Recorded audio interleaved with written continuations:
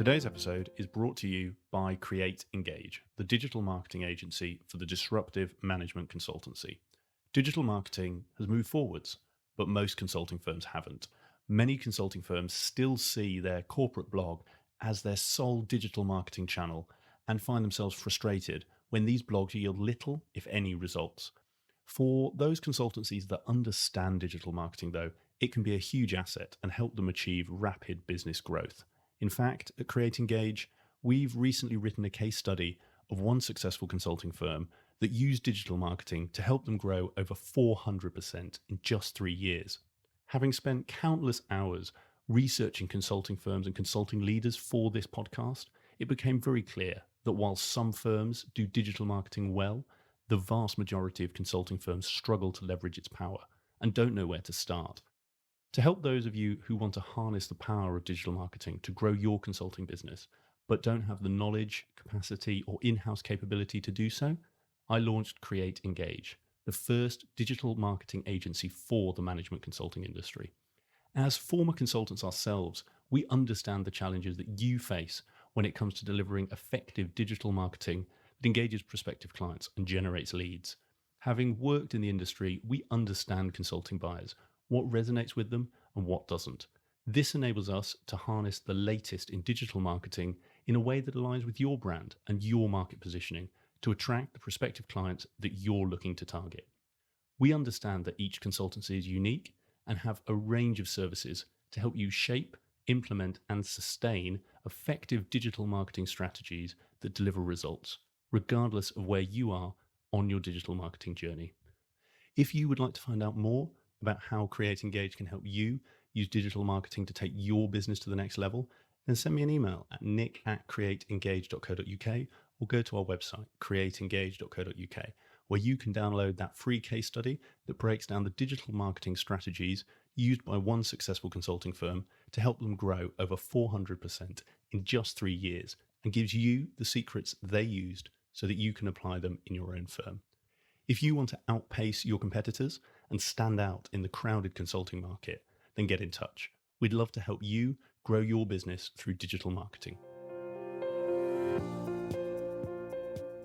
Hi, and welcome to Climbing Consulting. Today's episode, or episodes I should probably say, is a first for the podcast and one I'm really excited to share with you.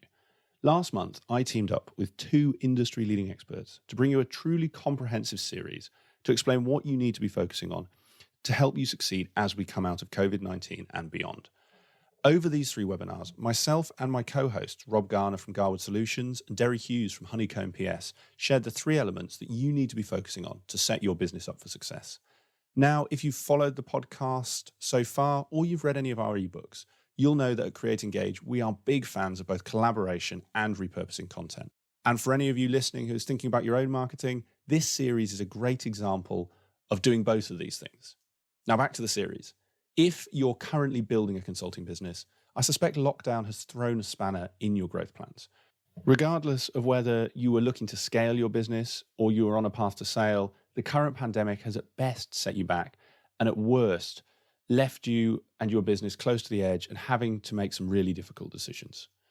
Now, fortunately, we believe there's a way through, and that's by focusing on the 3 pillars that you need to build to give you the foundations for the success that you want to achieve as we come out of lockdown. Now, this isn't just one of those made-up models that seem to be cropping up right now. This is based on real-world, real-life experience, building on Rob's own journey as a consulting entrepreneur and someone who has built and sold multiple 8-figure consulting businesses. And it's worth saying, if you want to go back and listen to Rob's journey in detail, he was episode 51 for this podcast. Now, to help you understand what you need to be focusing on to accelerate your business out of lockdown, I teamed up with Rob and Deri to bring you this series dedicated to the 3 pillars that you need to be prioritizing right now. And those 3 pillars are your value proposition, your operations, and your marketing. In today's episode, Rob explains the impact that COVID-19 is having on the growth, development, and change of the professional services sector and what it means for you and your consulting business. He explains the implications for your business strategy and why you need to be focusing on your client value proposition right now if you want to set your business up for success and realize that growth target or exit that you're aiming for. With all the uncertainty at the moment, I'm sure that you'll get a lot of confidence and clarity from what Rob shares in this episode. So, without further ado, please enjoy the first in our 3-part series on the 3 pillars of post-lockdown success. Okay, let's make a start. It's a couple of minutes past 2 and the arrival of attendees has slowed slightly. So welcome to everybody. This is the first of 3 webinars hosted by Garwood Solutions with Create, Engage and Honeycomb PS on the subject of post-lockdown success. Each webinar will address a different aspect of it. In fact, as we've described it, one of the 3 pillars, either the value proposition, operations or marketing. Today's webinar will address the importance and the approach to renewing the V&P in your value propositions. We'll spend about 30 minutes or so in presentation mode, and then we'll open it up to Q&A. So please do submit your questions through the Zoom question and answer window. That will be great. So let's begin. I will lead today's webinar, although I've been joined by Nick Sinnott from Create Engage and Deri Hughes from Honeycomb PS for the Q&A. I'll ask Deri and Nick to introduce themselves in a moment. However, for those that don't know me, I'm Rob Garner, one of the founders of Garwood Solutions. I've spent over 30 years in consulting and professional services organisations. Most notably, I was a partner in KPMG for a number of years. I was co-founder of Avail Consulting, a kind of naughty startup that we scaled to 80-something staff and a turnover of 13 million. And we were also a Sunday Times best company to work for. And we did all that before selling to the Tribal Group in 2010. I've also been the managing director of 2 NHS commissioning support units. For those of you that don't know, they were not-for-profit, or are, should I say, not-for-profit trading organisations within the NHS community, providing business and clinical services to other trusts within the structure. And latterly, I was the CEO of the Tribal Group, an international education and software services business of a turnover of circa 120 million. All of these roles had their kind of own discrete challenges, but actually also they all had one thing in common, which was at some point in my kind of leadership, we had to kind of reinvent our value propositions while still providing services, actually often in very kind of challenging circumstances. Today, I have a plural life. Half of my life is part of that formation of the leadership team of Garwood. So with Graham Underwood and our fellow directors, Simon England and Stuart Galley, we now provide kind of performance improvement, advice and guidance to the professional services sector. In that, we support organisations with strategy and governance, funding, operations, and also platforms, the kind of systems to support operations. The other part of my life, I have 4 non-exec director, strategy board advisor positions, typically with professional services businesses in kind of scale-up mode. Nick, could I just ask you to introduce yourself? Sure, thanks, Rob. Nick Sinnott from Create Engage, as it says on the slide. We are a digital marketing agency that specialises in the consulting industry, and our focus is on helping consulting firms use effective digital marketing to generate return on investment. Now, as I know this is only meant to be a brief intro, I won't go into too much of what that is. That's for next Thursday's session, but that's really where we help our clients, as it's a common challenge we find those in our industry have. Background is as a management consultant, so I come at this having been in your shoes. I get the challenges of what it's like to work with clients and sell to them. And as well as that, also run the UK's leading podcast for the consulting industry, of which Rob has kindly appeared as a guest, called Climbing Consulting, where I interview leaders from the industry to share their advice, much as we're going to and Rob's going to today. I can send you more information on that. We ask a question at the end and we can follow up on that. But that's a little bit more about me. And as I say, we'll go into more detail about the marketing in the 3rd session of this series, which is next Thursday. Thanks, Nick. That's great. Deri, could I ask you to do the same as well? Sure, thanks, Rob. Hi, everyone. I'm Deri. He's the founder of Honeycomb. I founded Honeycomb a couple of years ago to work with the leaders of boutique consulting firms on their operations. So we do this in 3 ways. Firstly, we help people develop an operations plan. Secondly, we provide training and coaching services. And thirdly, it's outsourced operations services to actually help consulting firms run their businesses. Prior to Honeycomb, I was the Chief Finance and Operations Officer at Credo Business Consulting, which we grew to about 15 million turnover and then sold to Teneo Holdings in 2017. And previously, before I got into the operational side of consulting, I was a strategy consultant many years at Bain & Company, and then as an independent consultant as well. And I'll be leading on the webinar next Tuesday to talk you through operations and flexibility and control. Thanks, Deri. That's fab. Thank you very much indeed. So, shall we move on? Before we kind of get into the real kind of core of the webinar, what I actually wanted to do was present a bit of a hypothesis. That hypothesis will present effectively a context for the conversation today. We believe that COVID-19 should, or rather will, kind of reset your business for the next 3 to 5 years. Why should it reset your business? Well, because those that respond to the challenge of COVID-19 will emerge fitter and faster from the inevitable recessionary dip. Why will? Well, because if you don't do it to yourself, we believe the market will do it to you, and you're very likely to be a loser from that process. And why 3 to 5 years? Well, let's consider the following model. This is a kind of typical kind of innovation adoption curve. It ranges from your early adopters to your laggards, and this kind of concept of a late majority in the middle. If we look at typically how that kind of manifests itself, then of course it manifests itself, and these things are adopted over years. With the example timeline there, but potentially 3, 4, 5 years is what we would be looking at. What we kind of believe that COVID-19 has done is to move that from years to months.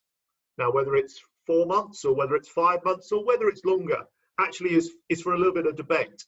But we actually believe, and several other commentators believe too, that kind of COVID-19 has accelerated kind of years of innovation into months. To respond to that innovation actually requires more of a revolutionary response than an evolutionary response. Why so? Well, we believe that actually if you don't respond now and don't respond positively and productively, then the acceleration of innovation is happening now, and speed of response to it is an absolute competitive advantage. And therefore, the pace with which you adapt or adopt your business will be critical to what we believe is kind of your success coming out of the COVID-19 pandemic, but actually also coming out of the recession. So that I think is very much the kind of call to arms about why you should respond now.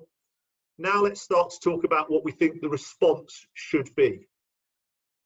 As we've said, and I've said already, in the introduction, we think there are 3 pillars to this: value propositions, operations, and digital marketing. In terms of value propositions, what are we talking about? We're talking about renewing your value proposition. And we'll talk much more about that through the course of this webinar, and I'll address that today. But as Deri and Nick have already introduced themselves, in the upcoming webinars next week, Deri will look at operations, that kind of practical work, the practical applications of process and the principles around it. And then also next week, so that's on Tuesday, on Thursday, Nick will pick up on kind of digital marketing, that articulation of your value proposition, the showcasing of your experience and your expertise. What we'll now do, though, is kind of really delve into the value proposition pillar of this. I wanted to start with a definition of a value proposition. I'm sure you've all got your own interpretations of what a value proposition is, and I'm sure they will all differ, but I'm sure they'll all be kind of flavors of a common theme. Actually, for this session, I've set a kind of quite a wide and quite an inclusive definition of what I mean by a value proposition. Specifically, a value proposition is a promise of value to be delivered, communicated, and acknowledged. It is also a belief from the customer about how that value will be delivered, experienced, and acquired. So I want to kind of unpack that, break it down a bit, and actually look for some kind of key elements in that. In particular, kind of key elements of things that you would be able to address and do something about in kind of renewing the V&P in your value propositions. So first off, For me, a promise implies a contract of some form that may be implicit or it may be explicit. It may be written or it may be verbal, but a promise is a form of contract. And actually, if you're communicating that, to be communicated, kind of implies some form of proposal. And again, that can be as formal or as informal as one likes. If that value is to be delivered, that implies some kind of outcome. And actually, that outcome, if we're to talk about how that value is to be delivered, implies some kind of approach as well. We also need to think about the last remaining elements of this. We have a customer. That kind of doesn't imply anything else other than that there is a clear beneficiary of the service that is being provided through this value proposition. And the last element of this is about value. Actually, the benefit that is to be accrued, to that beneficiary. I actually now want to look at those kind of 6 words in a little bit more detail, because I think each of them are key things that we can ask questions about that help us to shape our value propositions going forward. So if we're going to renew the V&P in our value propositions, then we can start by looking at the benefit and the beneficiary. When we understand who the beneficiary is, we can then start to ask questions about what their sector drivers and needs are. We can start to understand their perspective and actually how our offerings therefore need to meet those expectations of their circumstances, not only our own. Once we've done that, we can kind of think about our approach and the outcome. And actually, I would always start with an appraisal of kind of how good are our current offerings. And we'll talk a lot more about that in a moment. But actually, having appraised our current offerings and the alignment of those offerings to those sector drivers and needs, we can then start to talk about what are our growth opportunities. What are our diversification opportunities? Are they market-based? Are they service-based? And ultimately, that gets us to some kind of offering market mix and a dynamic that we can then use to help us to actually get a deeper understanding of our business and get a deeper understanding of what we need to change in our business to make that real. The last element of this then is to talk about the kind of contracts and the proposal. Actually, if you're going to be successful, you not only have to have a fabulous offering that you have pitched in a wonderful way, innovative, all of those sorts of things, but you actually have to beat the competition. I was taught a very long while ago that actually winning was about beating the competition as well as kind of delighting and amazing the client. I'm now going to try and address kind of each of those key questions in terms of what I think you can do to seek answers to them. Actually, what I'm going to do now is kind of run through what I think are a set of fairly common, fairly simple tools that would help you to shape the answers to those questions. The first of those is about understanding our beneficiaries, our clients, our customers, whatever language we want to use, drivers. So, how many of you, I can't quite do a hands up, I would have done if we'd have been in the room and looking at each other, but how many of you regularly review or develop a kind of pestle analysis?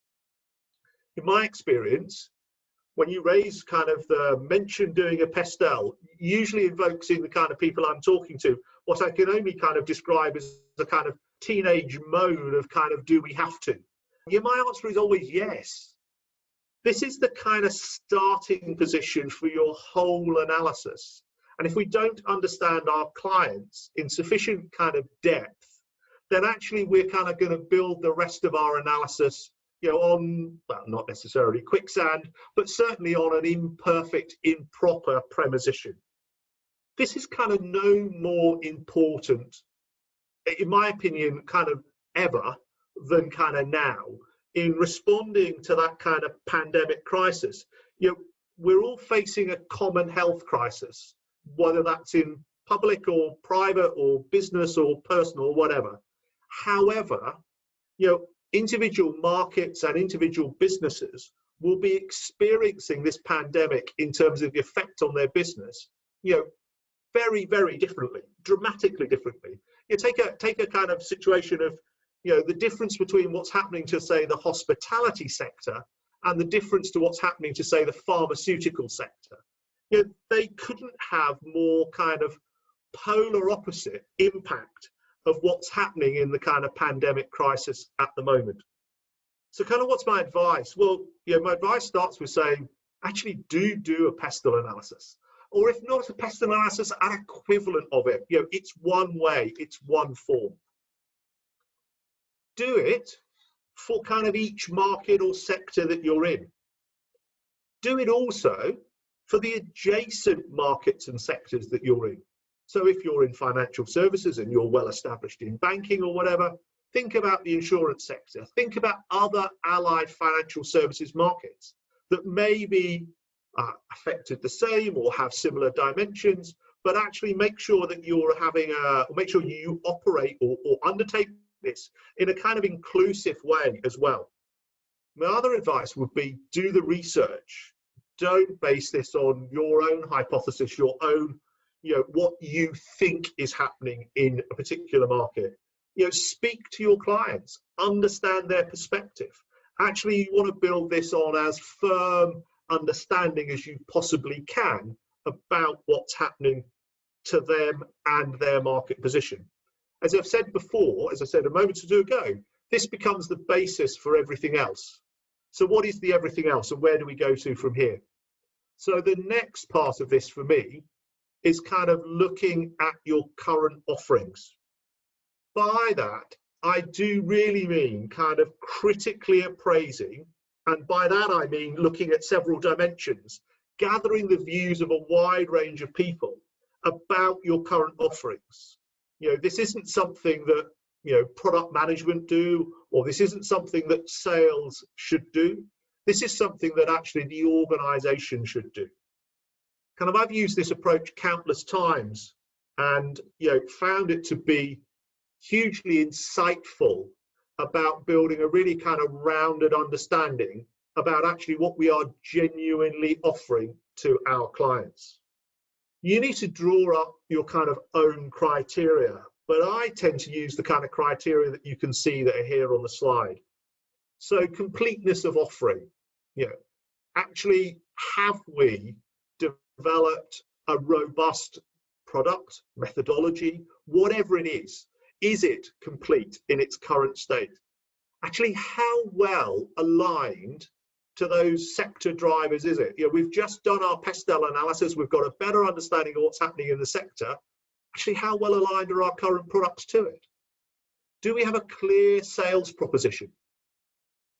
Do we have an articulation, I'll skip down a couple of points, of the benefits of our product in the market to our clients? Can we articulate that? Can we put a persuasive and clear sales proposition forward? What, therefore, has been our kind of level of market penetration? How many customers do we have? What's our level of churn? And ultimately, what are our skills and knowledge of that offering or product?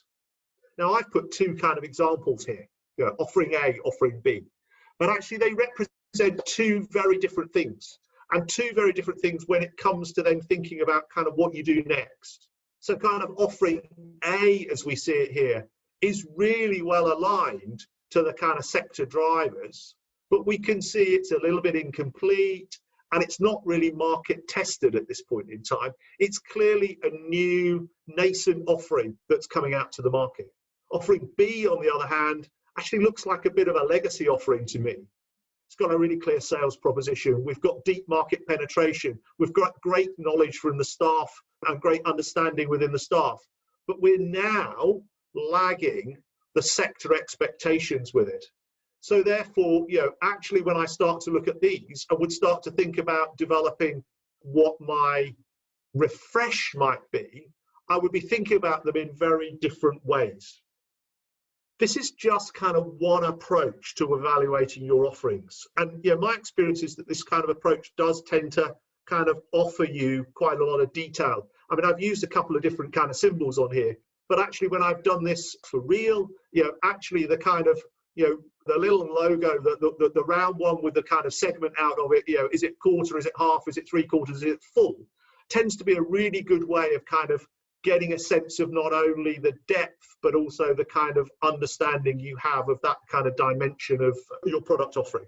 There are other ways of doing this, and one of the obvious other ways is to look at something like a kind of BCG product portfolio analysis. For those of you that are familiar, it's the dead dogs, the question marks, the cash cows, the stars, that kind of analysis. I actually think that's really great. I've used it many times myself, but it's really good for a kind of collective portfolio analysis.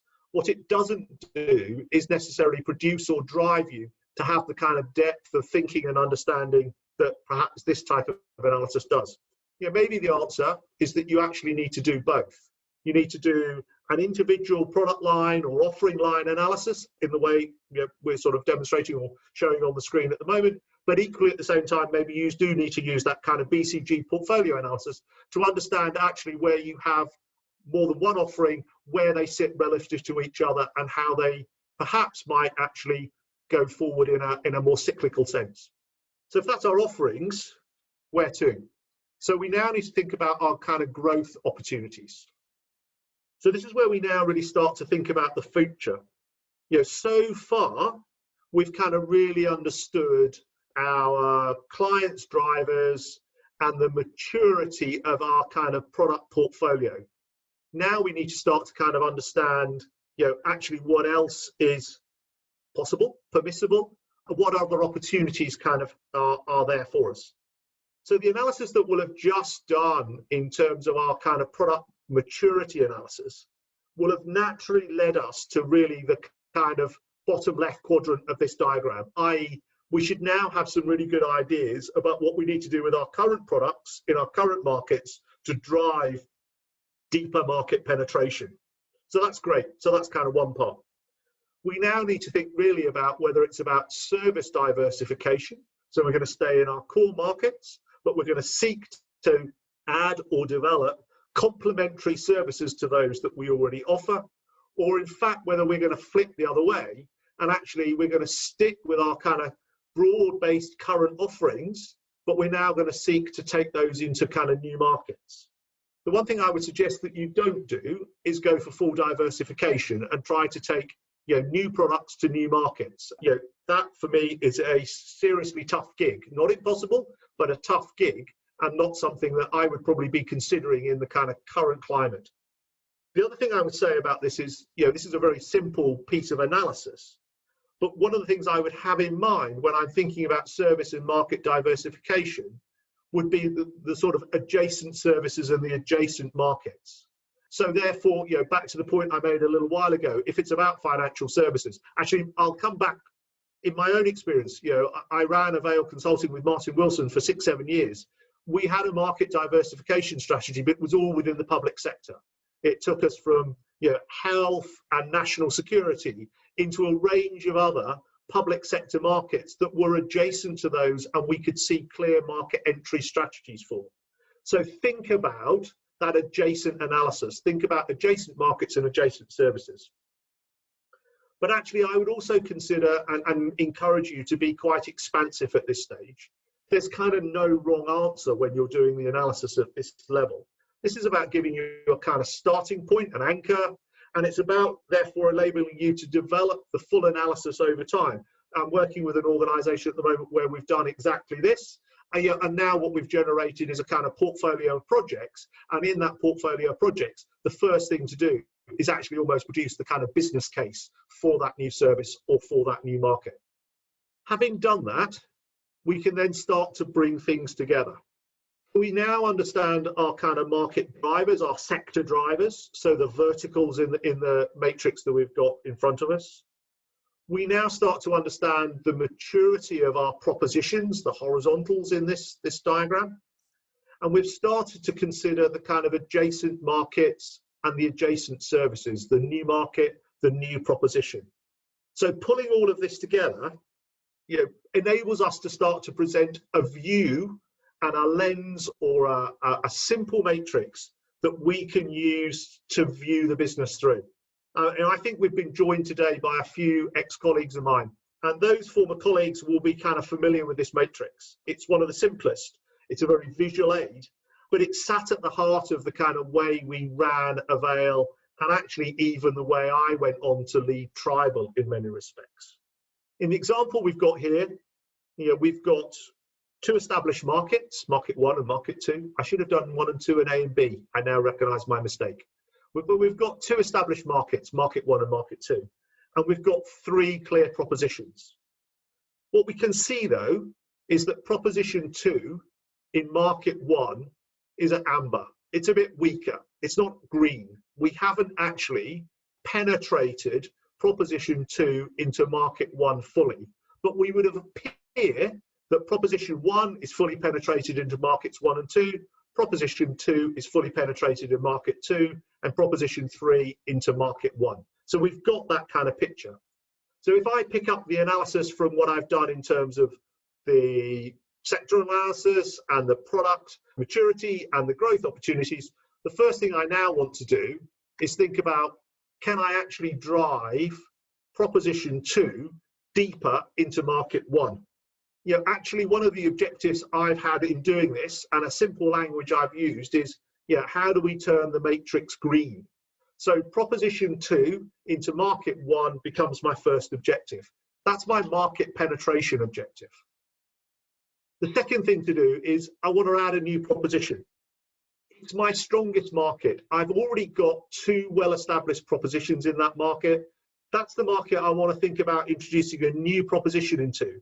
It's always easier to pitch a new proposition into an existing and strong market than it is into an aspirant market. Fine, let's do that. What do I want to do after that? Well, actually, I will now want to take proposition 3 into market 2.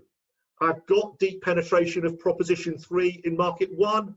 Can I now take that across to that kind of adjacent market and establish that also there? So I'm now starting to really build up my kind of portfolio. I'm starting to say, well, actually, here, if I can execute on these in a year's time, I could have 3 really strong propositions in market 1 with a growing proposition, perhaps an amber proposition, and I'll still have my 2 strong market propositions in market 2, but maybe I've now got an amber proposition as a new proposition coming forward as well. Fabulous, great. So then the last thing I want to do is actually I now want to take proposition 1, which is my strongest proposition, into a new market and establish myself in a new sector, a new market for myself. And I'm going to do so with my strongest proposition, because actually that's the one that I understand best. It's got best market traction in the existing markets, and therefore is the one that I'm going to have, hopefully, kind of greater success with. So I've now built myself kind of 4 objectives by bringing my prior analysis together, building it up into that simple matrix and that understanding. As I said before, my objective with this is, how do we turn the matrix green? I can also use the matrix to do other things.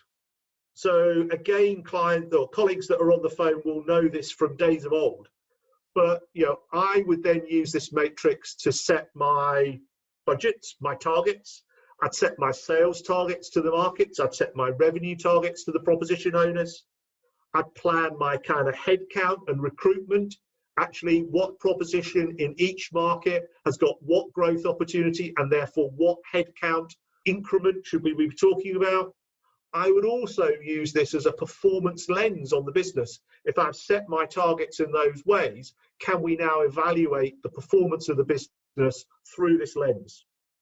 Having done all of that, absolutely fantastic, we now need to be able to sell those propositions.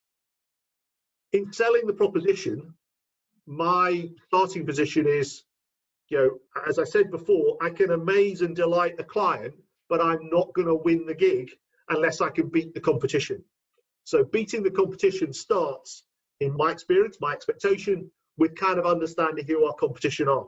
So again, this is a really kind of simple matrix that allows us to categorize our competition, both in terms of scale, but on 2 dimensions. One in terms of kind of organizational scale, whether that's measured in people or money, and one on kind of operating scale around the breadth of the offering that they bring to market. And you get these kind of 4 quadrants. You get the kind of niche boutique, you get the service specialist, you got the multidisciplinary. Actually, when I was putting this together, having done this many times before, I was struggling to remember the name of the kind of 4th quadrant. And scattergun just seemed to be the right kind of misnomer for it, the right description for it. It was a case of, this is a small organisation that's shooting off all over the place. It's got a really broad offering. The first thing I want to do, though, having done that and having established it, is plot myself. In this example, I've positioned us as a niche consultancy that's wanting to grow. That arrow is very important because actually it's about understanding a travel, an ambition, a direction for that organisation. So that's kind of us. We know where we sit. The next thing to do is plot our competition. So in this example, we've got 5 competitors. Looks like we've got 2 in the multidisciplinary space. One looks like they're not going very far. They're kind of pretty much plumb and centre in their scale and their kind of offering, but don't seem to be moving very much. One is kind of slightly narrower in its offering, still multidisciplinary, but narrower in its offering, but also larger in scale. And actually it's still seeking to kind of narrow and specialise a little bit more, but whilst retaining scale. One is a clear service specialist that's kind of wanting to move more centrally in that. It's got some reasonable scale, it's still looking to grow scale, but it's also looking to slightly broaden its market presentation and offering. We've then got one that looks like it's moving in the opposite direction to us. Actually, it's a service specialist that's getting smaller. That looks like that's a business that's kind of losing market share, and perhaps it's actually a business in decline, who knows. And lastly, we've got that kind of organisation that's been a scattergun. Maybe it was a really young organisation that's tried a number of things and is now beginning to focus and actually bring itself back to being a kind of niche boutique organisation with a narrow offering. For me, this arms you with tremendous insight. It gives you a sense of the kind of dynamic of the market, what's happening more broadly. But it also actually even allows you to start to create personas for those other organizations, which you can then use in the sort of first stage of your kind of competitor analysis, if you can understand them and build out those personas. That leads me on to the kind of last really kind of substantive point that I wanted to make, which is really about how you take that kind of dynamic understanding of the market and actually build your kind of business competitive advantage. How do you understand what your competitive advantage is? You've got that kind of unique kind of analysis, that competitor kind of mapping. How do you turn that into unique competitive advantage for you? Much has been written about sources of competitive advantage. If you trawl the net, you'll find loads of articles on it, loads of different models that talk about everything from kind of just a couple of dimensions right up to kind of 15 or more dimensions of what is competitive advantage. I've tended to settle on 5. What are they? So those 5 for me are something about your product performance. So about robustness, about the economics of it, about the ease of it. Are there kind of, as I've just my notes here, are there kind of redeeming features about your product, your offering, whatever it is, that kind of make it unique in the marketplace?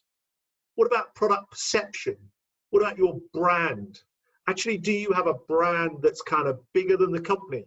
Delightful if you do. Do you therefore have a brand that you can kind of leverage as being part of your competitive advantage?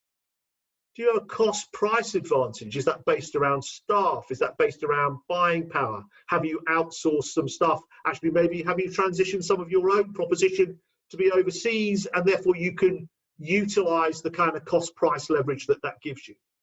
Do you have a legal advantage? Do you have a patent or a copyright for something that again can be leveraged in that kind of competitive sense? And kind of lastly, actually, have you formed some sort of alliance or some sort of relationship, even a JV of some description, that kind of gives you that kind of unique advantage against the other competitors? Maybe that's even with one competitor, or maybe that's with a supplier, who knows? The likelihood is that there's just going to be 1 or 2 of these that are going to be your sources of competitive advantage. And you may have a slightly different list that you even start from in terms of evaluating those kind of sources. But my recommendation, my advice to you would be about how you're going to leverage those sources of competitive advantage kind of in your proposal, kind of in your pitch. And just before we kind of move to Q&A, I kind of wanted to just recap on what I've kind of talked about so far. So I think, we've kind of defined our beneficiaries, and in particular, we've understood what their kind of sectoral drivers and needs are. We've done that broadly through our pestle analysis. We have looked at our current offerings through either a BCG type analysis or through the kind of analysis that I presented here. We've used some kind of growth opportunity model to start to understand what our adjacent markets and services are and how we might move into them. And ultimately, we've landed at that kind of offering and market mix analysis, that matrix, that's now enabling us to kind of build out a little bit more of almost our business plan in terms of our targets, in terms of our headcount, and in terms of more broadly our kind of performance management. So we've got that and we've done that. We've also kind of looked at our competitors. We've mapped our competitors so we kind of understand where they are and how they're moving. We may have even created some personas for them. And we've then started to articulate our sources of competitive advantage. Now, I've done that just generically once. You might decide that actually, in your market, you want to then start to think about much more about those competitors on an individual basis, not necessarily on a collective basis. Once you've done all of these things, and I think if you've used the kind of wider capabilities of your organization and the knowledge of your organization, you've even reached out to the wider market and in particular your clients, then I think you're really at that point where you've kind of renewed kind of the V&P in your value propositions. So just returning to the kind of three pillars. So I've covered the value propositions today. As we said at the outset, Deri is going to pick up on the kind of operations dimension of post-lockdown success and kind of what that means for you next Tuesday. And Nick will pick up on the marketing dimension of that next Thursday. I really think that's kind of a good point for me to kind of probably draw breath. Thank you very much for listening to me for the last, what has been close on 40 minutes. And I'd really like to kind of now invite Deri and Nick to kind of rejoin me and open this up to Q&A. Gents, you've been kind of monitoring the Q&A as we've been going along. Have you are there stuff for me to answer? Or actually, is there stuff for you to ask each other that's relevant to what we've kind of already picked up on? Yeah, so we've got a few questions, Rob. So I think the first question, and just touches on, Rob, what you were talking about, the different markets, is actually, so one of our attendees wants to know, how do you define that? How do you decide what that market is to know whether you can or can't move into it? Really good question. So, I mean, knowing your current markets is a good starting point for that, to understand kind of what the adjacent or the new markets are. And I think people define markets in different ways, both in terms of scale and I suppose perspective, for want of a better word.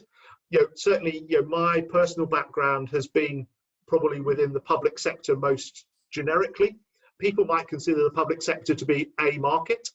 I would consider it to be a sector, and this may be kind of starting to kind of split hairs, but I would consider the public sector to be that a sector. I would then consider within it there to be a series of markets. So you've got the kind of classic markets in, if I keep using that example, you've got the classic markets of maybe defence or health. What you start to do is within a sector, you then start to move into things that are perhaps slightly more thematic about that sector, and you pick up on different dimensions of the sector itself. So if I use my kind of own company as an example, when we had Avail Consulting. So Avail started, as I said, very much kind of anchored in health and national security. Why were we in those two markets? Because they're not that closely allied, if I'm honest. We were in those two markets because it was about the experience and the knowledge of the leaders of the business. Myself and Martin Wilson as my business partner in that context. Martin was very much well imbued in health and I was in national security. And we leveraged those markets, but I'd say we leveraged two markets within the public sector as a macro sector. What we then started to do was to kind of diversify within that sector and look at adjacent markets where we could have a relatively easy point of entry. From the national security, we actually looked at defence. We looked at the defence really closely. And actually, we decided it was the wrong thing for us to do. Actually, it wasn't so adjacent as we thought. There was a much bigger step across, and actually, it wasn't a market that we could transition into easily. We did, though, from health, then start to look at aspects of social care. That led us into local government, and actually, that also led us into education. So you then started to get a kind of perhaps a slightly more natural diversification of markets across that space. Where the national security stuff took us to and we were able to really execute on was much more into kind of perhaps the justice space. So we then started to move across into criminal justice, and we did quite a lot of work there. So I would consider that there's a kind of broad definition of a sector, but then there's a kind of definition of what's your kind of markets within that sector and how do you access those different markets. I think I'd just build on that with one thing, which is to think about the needs of the customer as well.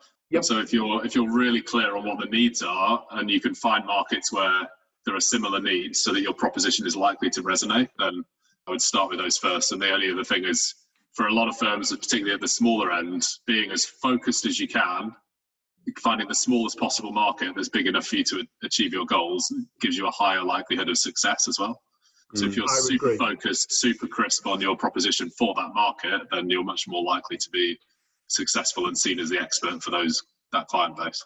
I was going to echo that, Deri, and I think from a marketing perspective, and we'll come on to this more in detail next week, but that is the number one thing that helps we see work for clients, and also the number one thing a lot of people get wrong is it is that being as niche as you can, and doing so, I guess, to that, to the starting question, in a way that resonates with your clients' industries. So there are certain industries, public sector, better than I do, Rob, but public sector can be quite a broad church and people are quite accepting of that. Absolutely. Whereas, even within financial services, for instance, if you're working in insurance, they can be quite particular. And so actually part of that market is defined by you, but part of that's also that industry context. So if actually your industry is quite, I guess, elitist about what they do, you are better off being specific than you are going broad and diluting that message, to Deri's point. Yeah. No, and sorry, guys, you're reinforcing, the Avail experience was we stayed very true to the public sector. We looked at those market movements within the public sector and the client demands of them. And some were, steps that we could take, and some were steps that we decided we couldn't take. Brilliant. So just keeping conscious, we've got more questions than we've probably got time to. So I'm going to try and just keep us going, chaps. So building on that a little, another question from one of the attendees. They've got a proposition that they've been working on. They've road tested it with a number of clients. Seems to be going really well. To your point, Rob, they want to take that step. So they're saying, we want to move from market one to market two. How would you advise doing that? And I don't know, Rob, whether this is better for you or for Deri, but how would you advise doing that in a world where we're all working remotely? It's hard to bring people up to speed on approaches, training, that sort of thing. What's the best way to be, I guess, building out those new offerings quickly to hit the market and really sort of strike while the iron's hot, so to speak? Deri, do you want to kick off? Yeah, shall I take that one? So I think for this is all about kind of how do you get up to speed with, how do you get your team up to speed with the new proposition so that they can deliver value as quickly as possible? And that is all about the crispness of how you've articulated your proposition. So making sure that you've got a really good set of materials that articulate the proposition, the value it brings, the situations it's relevant to, and in whatever way is appropriate for your firm, enabling your team to get up to speed on that. So whether they self-teach or whether you run training sessions, whether there's just a really well-documented set of capabilities, and there are tools out there like Method Grid, for example, where you can document a set of capabilities and approach really crisply and allow people to learn from that. So for me, that's really all about how getting the new proposition documented as crisply as possible so that your team can be really clear on what it is they're supposed to be doing. Because in this market where things are moving so fast, you can't afford to take months for someone to come up to speed on how to deliver. I would agree. I mean, I think from sort of personal experience, you've also got the kind of, I suppose, that kind of platform client that enables you to kind of make that transition, taking something to a market where actually you don't have at least a kind of first, second kind of client that you think is going to be your kind of almost test case for that product in that market, is going to be really challenging. And you can cite the example of kind of, I think it was in the 90s, Accenture wanting to move into kind of outsourcing. And actually, I think that the record is, and colleagues on the phone will know better than me, but I think it was at least kind of 6 or 7 kind of pitches before they actually got the pitch right, as it were, and were successful in that market, and obviously went on to be hugely successful in that market. But it is about having that first kind of client to recognise that move.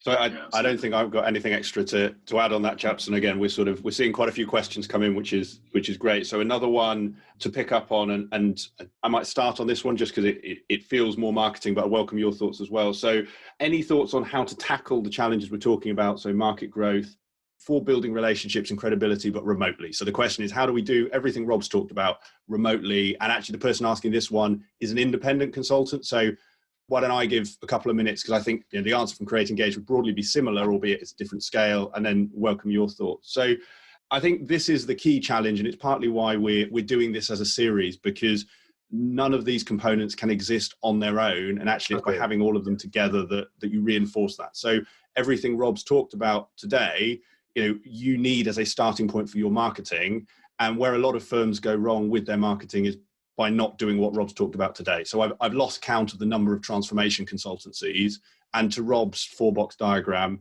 unless you're an Accenture or a PwC or a firm of that ilk, you're going to fall in that bottom right, that scattergun. So how can you be doing these things from my side? And Rob and Deri, keen to get your take. I think this is a fantastic example. One of the things that we're seeing, whether you're independent or a boutique firm, or frankly even a larger firm, is this period has actually presented huge opportunity for you, because you can compete at the same scale as your larger competitors. You can demonstrate your expertise and do so in a really cost-effective way. So what we're doing here, for instance, a webinar, the cost of doing this is our time. There's no financial investment. We've not had to hire a meeting room, a conference suite. We've not had to put an event on. And we've got over 70 people signed up to join us for this today. So for the person asking who's independent, that would be straight away where I'd be saying, how can you get in front of your target clients? How can you give value in a way that will demonstrate that expertise? And that also applies whether you're an independent, you're a firm of 10, 20, or even larger. But I don't want to preempt too much of what we'll cover in the session on Thursday. So I'll pause there. And Rob, Deri, any other thoughts on that? I think I would just reiterate the point earlier about focus. So if you're an independent consultant, you're effectively just the smallest possible consulting firm.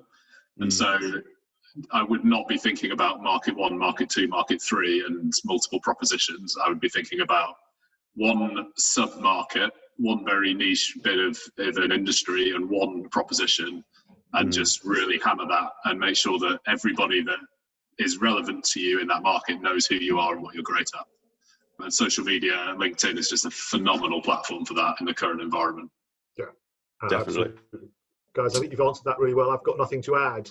I can see another question that's come in from someone who's talking about the fact that they would normally do this exercise kind of once a year, reflecting on the fact that it's very resource intensive, but that kind of the market is moving at a pace and probably in at least 2 phases of development as we come out of the kind of immediate pandemic but into the recession.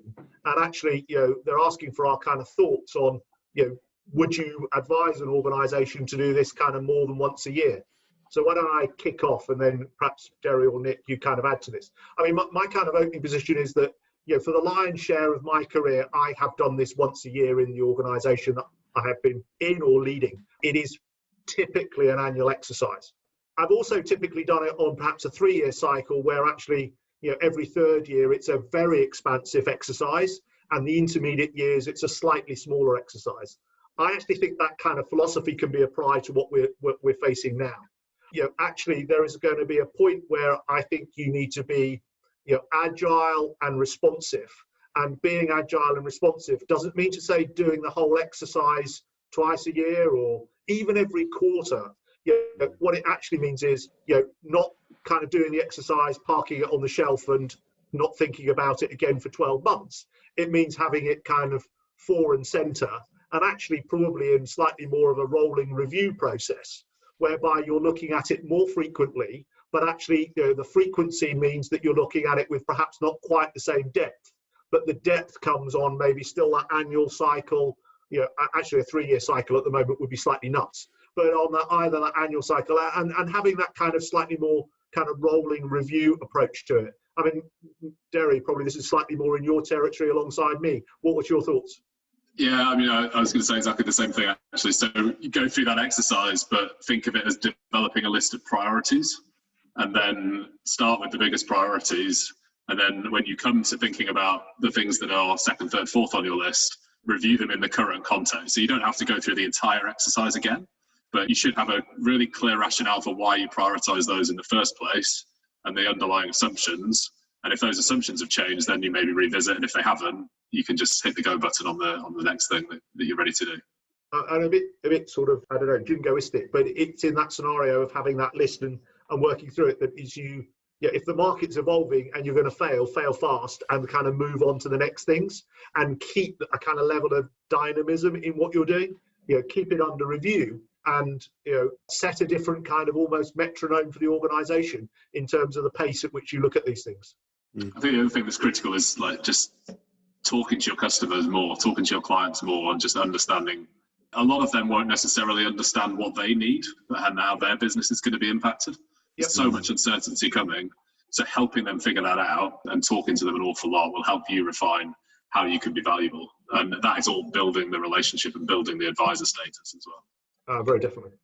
Yeah, and just to touch on that and almost reinforce what you're saying, Deri, from that marketing perspective, I think that is critical, is actually at a time like this, having this 3-yearly exercise is a good starting point and a good backbone to your proposition. Then from a marketing perspective, actually, how can we be working to a weekly schedule right now? So a bit like you said, what are our clients telling us? And I think that feedback loop is really key, is making sure that you're playing back what are your clients telling you, what are the pain points they're highlighting, and then making sure that you are articulating your benefit to them. So someone in the questions asked about how do you demonstrate your added value? Well, your added value is contextual to your client's problems. So if right now, let's say everyone's struggling with how to return to work, it's a real issue for people. That's the sort of thing that you should be taking back and saying, okay, how can we market that in the next week, in the next month? What are we doing there? So I think part of it's, like Rob said, that pragmatism. And Deri, I think to your point on the last question as well, it's about being specific on how much of that do we need to focus on right now externally, and how do we do that quickly from a marketing perspective? So I think, chaps, we're pretty much there. I've got an interesting question. We've got time. Someone's asking about whether webinars are good things or bad things. I kind of feel as we're running a webinar, we should answer them. I think it should be our last question. Yeah, so I'll give a very short take, but I as someone selling webinars, I kind of feel like we shouldn't be the ones to answer this. So I'll give my short view and something that landed with a client the other day, and then I'll pass over to yourself. So the question is simply, well, look, there's lots of webinars going on. There's lots of LinkedIn noise. Will I get lost in the noise? Should I just not do it? And the answer I gave to a client before, and I think applies just the same here, is think about what your 13-year-old school disco was like. Standing on the wall didn't get you the girl. And I think it's just the same here, is just because there's a lot of webinars out there, just because there's a lot of LinkedIn, firstly, that doesn't mean it's all good. Volume does not equal quality. And secondly, that doesn't mean that you shouldn't be doing it. Your clients, the people who want to work with you, want to hear from you. And by not doing it, all you're guaranteeing is you get 0 people. You get 0 leads. By doing a session, even if you get 10, with the average consulting project being 100K plus, you don't need many clients to build a business and ultimately sell like we're talking about. But as I say, I sell this stuff, so I'm slightly biased. Rob, Deri, I know you've done a number of webinars over the last few weeks. What's your experiences been? Well, Deri, I was going to say, I think we should leave it at that point, because I think we should leave it with Nick's image of the school disco, which is kind of maybe that was just my school disco. Just kind of bringing back kind of memories of a very long while ago. But it's a nice image. Look, guys, I think we should wrap it up at that point, and I think it probably just remains for me to say thank you to everybody. And to just kind of say that, thank you very much for joining us. We hope you found some of this really stimulating and helpful. We look forward to welcoming you to the 2 follow-up webinars next week, next Tuesday and subsequent Thursday. We'll, of course, send out the slides for this session and the subsequent sessions in due course. Just really thank you very much and goodbye. Thank you very much. Thank you, everyone. I hope you enjoyed today's episode of the Climb in Consulting podcast. If you did, I would be very grateful if you could leave a review on iTunes, Stitcher, or your podcast platform of choice, whichever one you may be using. And please also share this with anyone that you think could benefit from hearing today's interview.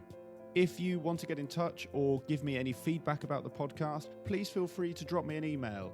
It's nick@climbinconsulting.com, and I look forward to hearing from you.